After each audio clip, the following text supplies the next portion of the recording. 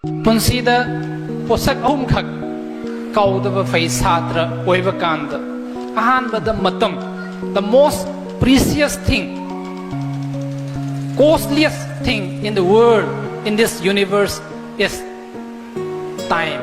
Matamdagi hena tangba, matamdagi hena value leiba karim hoba leite. Matam hairiba pot se aigi best friend ne amada aigi worst enemy.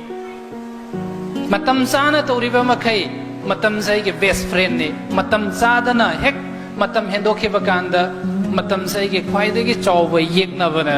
Aduna matam ani subada consistency. Aina honariba ai parikha manak naksalaba kanda pung train thoi larik paraga chimpa pharaga ai parikha se somehow first division pass tawraga loire haiba wakhando aduna di yaroya.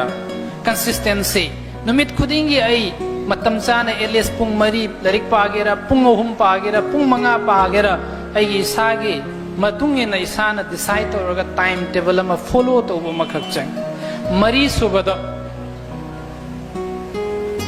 choice of subject.